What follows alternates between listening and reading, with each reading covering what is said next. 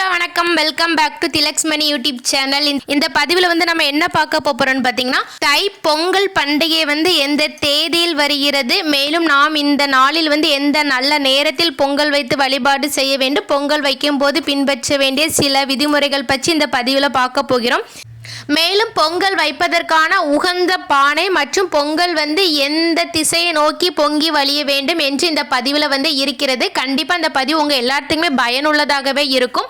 அடுத்து வந்து எத்தனை காய்கறிகளை வைத்து பொங்கல் அன்று வந்து நாம் சமைக்க வேண்டும் என்ற பதிவும் இதில் இருக்கிறது. அதனால் வந்து வீடியோவை கண்டிப்பாக ஸ்கிப் பண்ணாமல் எல்லாருமே கடைசி வரைக்கும் பாருங்கள். நம்மளுடைய சேனலை சப்ஸ்கிரைப் பண்ணாமல் பார்க்குறவங்க கண்டிப்பாக சப்ஸ்கிரைப் பண்ணிவிட்டு பாருங்கள். வாங்க இப்போ நம்ம வீடியோக்குள்ளே போகலாம்.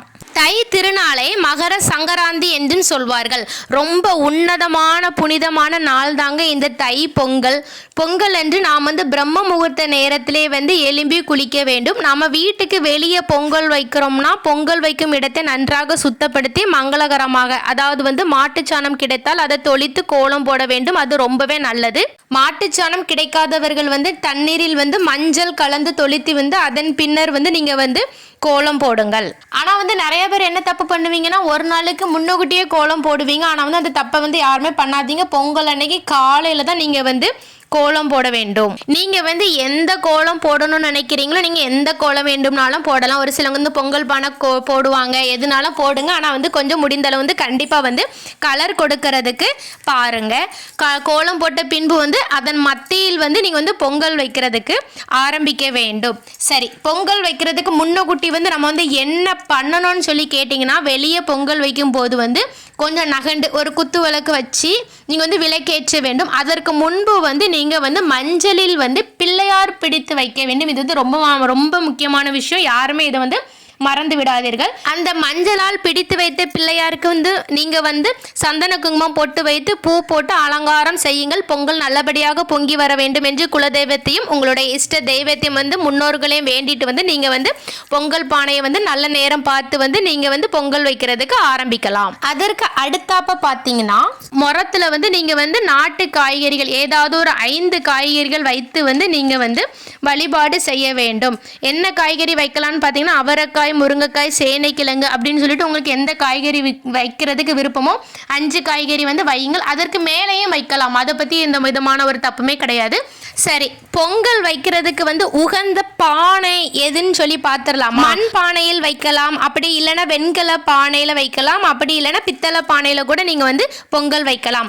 பானையில் வந்து நல்லா கழுவி சுத்தபத்தமாக எடுத்துக்கோங்க. எடுத்துகிட்டு வந்து அதில் வந்து சந்தன குங்குமம் போட்டு வச்சுக்கோங்க. அதில் வந்து மஞ்சள் கொத்தையும் வந்து கெட்டிக்கிடுங்க. கெட்டிட்டு வந்து நல்ல நேரம் பார்த்து வந்து நீங்கள் வந்து பொங்கல் பானையை வந்து அடுப்பில் வந்து வைக்க வேண்டும். சரி, இப்போ வந்து பொங்கல் வைக்கிறதுக்கு உகந்த நேரம் என்னன்னு சொல்லி பார்த்துடலாமா?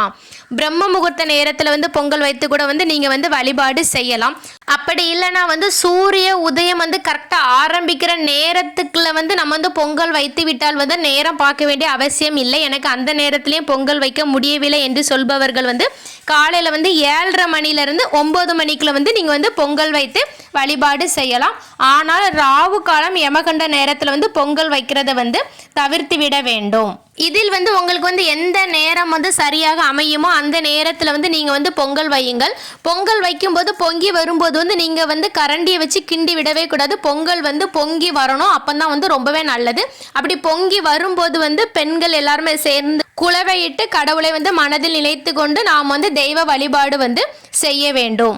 கண்டிப்பாக பொங்கல் வந்து 2 பொங்கல் வைக்க வேண்டுங்க. ஒன்று வந்து சர்க்கரை பொங்கல், இன்னொன்று வந்து வெண் பொங்கல். கண்டிப்பாக வந்து 2 பொங்கல் வந்து வீட்டு முன்னாடி வந்து வைக்க வேண்டும். சரி, இப்போ வந்து நம்ம வந்து சாமி விளக்குக்கு முன்னாடி வந்து வைத்திருக்க காய்கறிகள் என்ன பண்ணலாம்னு சொல்லி கேட்டிங்கன்னா வந்து நம்ம வந்து மதியம் வந்து சமையலுக்கு வந்து பயன்படுத்திக்கலாம். சாம்பார் வச்சு கொள்ளலாம், அப்படி இல்லைன்னா வந்து பொரியல் வைத்து கூட நம்ம வந்து சாமி கும்பிடலாம். பொங்கல்லாம் இறக்குனதுக்கு அப்புறம் வந்து சூரிய பகவானுக்கு கொஞ்சம் எடுத்து வைத்து வந்து நீங்கள் வந்து வழிபாடு செய்ய வேண்டும். தீப தூப ஆராதனைகளாம் காட்ட வேண்டும். சரி, அடுத்து பார்த்தீங்கன்னா, பொங்கல் வந்து எந்த பக்கம் பொங்குறது வந்து ரொம்பவே நல்லதுன்னு பார்த்தீங்கன்னா, வடக்கு, கிழக்கு, மேற்கு இந்த 3 திசைகளிலும் வந்து பொங்கினால் வந்து வீட்டில் வந்து எப்போதுமே நல்லதே நடக்கும். மங்களகரமான விஷயங்களும் நல்ல விஷயங்களாகவே நடக்கும். அது இல்லாமல் வந்து மகாலட்சுமி அருளும் வந்து நமக்கு வந்து பரிபூரணமாக கிடைக்கும். தெற்கு நோக்கி மட்டும் பொங்கல் வந்து பொங்கி விடக்கூடாது. அதை வந்து கொஞ்சம் கவனமாக வந்து பார்த்துக்கோங்க. ஓகே நண்பர்களே, இந்த முறைப்படி வந்து நீங்கள் வந்து தைப்பொங்கல் வீட்டில் வைத்து வழிபாடு செய்யுங்கள். இந்த பதிவு உங்கள் எல்லாத்துக்கும் ரொம்ப பயனுள்ளதாக இருந்திருக்கும்னு நினைக்கிறேன். கண்டிப்பாக உங்களுடைய ஃப்ரெண்ட்ஸ் அண்ட் ஃபேமிலிக்கு ஷேர் பண்ணுங்கள். நம்மளுடைய சேனலை சப்ஸ்கிரைப் செய்யுங்கள். உங்களுக்கும் உங்கள் குடும்பத்தில் உள்ள அனைவருக்கும் உங்கள் குலதெய்வத்தின் அருள் பரிபூரணமாக கிடைக்கட்டும். தேங்க்யூ ஃபார் யுவர் வாட்சிங். இனி அடுத்து இதே மாதிரி ஒரு நல்ல பதிவில் சந்திக்கலாம். நன்றி, வணக்கம்.